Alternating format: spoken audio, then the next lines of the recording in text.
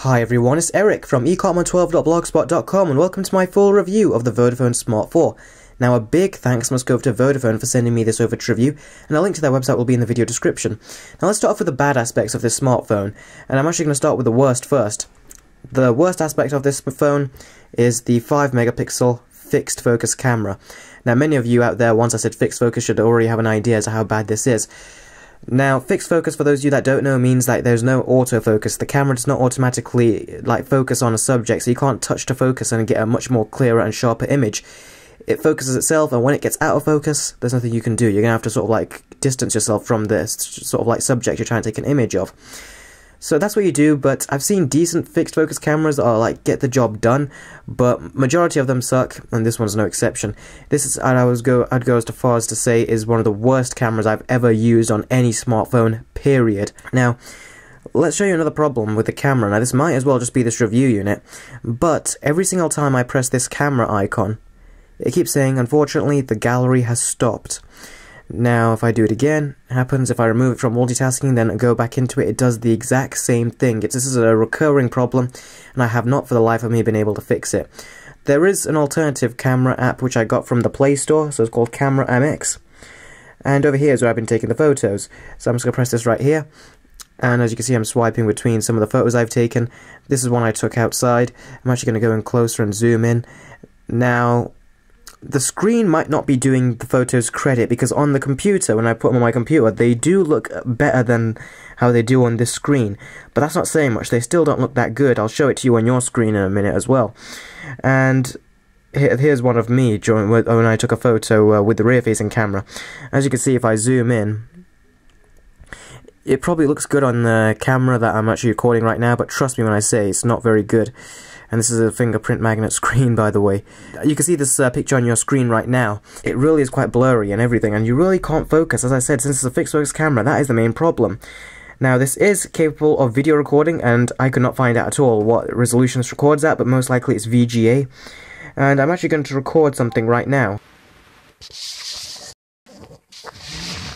Okay, this is a test video of the Vodafone Smart 4.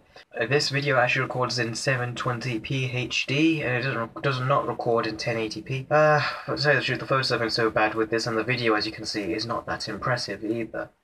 So let's get back to the review. So what I'm going to do right now is stop the recording,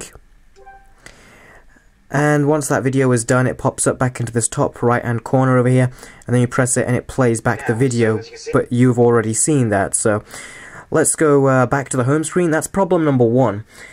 The other problem is that the screen is at a resolution of 480 by 854.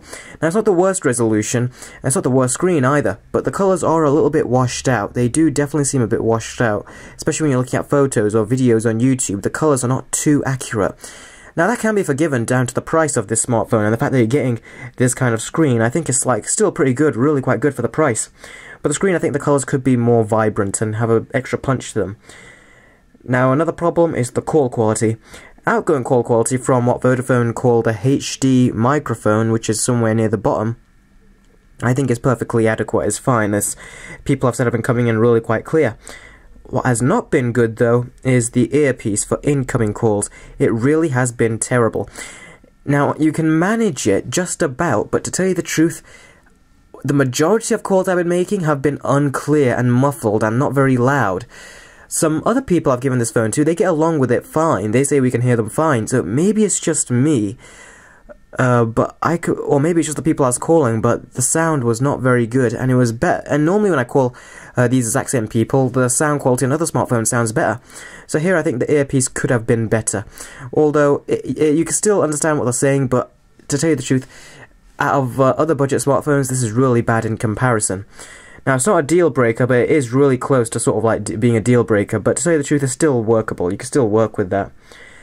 And now, my final complaint is that the performance. Now, I'll get onto the positives about performance soon. As you can see, it's really quite smooth right now, but after you've done some gaming sessions, and then you try getting in and out of games, the phone really lags, and lags very, very much. When I say it lags very much, I mean so much. I mean, just swiping between screens or pressing the home button or pressing the back button, it really takes the phone a long time. The phone struggles, and then it starts lagging when you're actually swiping between screens or doing basic things like that. So the performance, I think, it needs more RAM, which I'd say is the main thing, as there's only 512 megabytes of RAM in here. And those are the bad aspects of the phone. Now let's move on to the really good stuff. The first thing is the build quality. Now this is not the best of build qualities, but considering this phone is £75, I'm actually really quite impressed with the build quality right here. It's not the best build quality, but I haven't complained, as I sort of think this sort of like, it's not as good as the Moto G, or the Nexus 4 definitely, but I'd say that it's like, not a close third, but I'd say it comes third. It's definitely not bad, it feels like it's lower quality, but it still feels like it's good quality when you're holding it and when you're using it.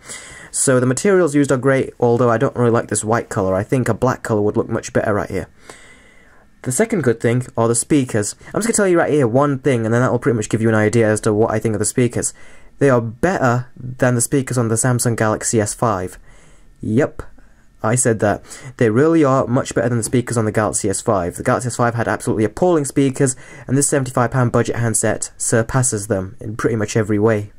And the next good thing about the smartphone is the performance. I really like how silky smooth this performance is. It is running the latest version of Android 4.4.2 KitKat. Now the latest version is 4.4.4, but you should get that update soon. And as you can see, just swiping between the screens is very smooth. If I pop into the YouTube app, it opens up instantly, although it's taking a lot more extra time to load. And let's go into another app. Let's go into the gallery. As you see, it loaded the gallery up really quite quickly. Let's go into Google Chrome. There you go. It's loading the web page that I looked at previously. So as you can see, the performance just when I'm going in and out of apps, for basic apps, they really are quite good. Now for games, you've seen me do that in my gaming performance video, and as I said, as soon as you play a game, then you start going around doing other things, the phone does slow down. But to tell you the truth, when you're just doing basic stuff like Instagram, social networking, and web browsing, the phone keeps up at a very consistent speed. So the performance, I think, is really good. The other thing I really like is the battery life. Now, I have been easily getting a day to a day and a half between charges, and to tell you the truth, if you barely use this phone and just take it out for sending text messages here and there, or the occasional phone call, you could get probably 2 to 3 days with this, but that's on low use, and your use will vary as well, so don't take that fully on spec right there. That's just my personal experiences. And another really good thing about the smartphone is the value. This will only cost you £75. And I think that for £75 you're really getting quite a good sort of specified smartphone here. You've got a dual-core 1.2 GHz processor. It's the Snapdragon 200 range, so it is really quite old and not the best. But as Android is getting lighter with the latest updates like KitKat and stuff, it's like you need less specifications, and the phone and the operating system will run very smoothly, as you can see just by doing basic stuff right here. It's really quite smooth. Now it can't keep up with fast swipes, so I'm doing very fast swipes. As you can see what I'm doing, it's going to start slowing down and start fully completing the animations. But, you know, that's not what you expect from a phone at this price and sort of like position, really. As you can tell, as I told you, the processor run is £75. So overall, if you're on a very tight budget and you really need to spend like under £100, I could definitely recommend this smartphone to you. I really am impressed with the build quality. I'm impressed with the performance. Do not really get this if you want to play games on your smartphone, as this really will chug through it, and it'll really choke through them, and won't be doing much of a great job. But on the whole, if you want to use the smartphone for making phone calls, text messaging, and also web browsing, and the occasional game, then really I think this is all you need. You don't really need to pay £200, £300, £400, £500 for a smartphone. So overall, I'm really impressed with the smartphone, and I can highly recommend it for those of you that are on a strict budget. Thanks very much for watching. This has been Eric from ecom12.blogspot.com.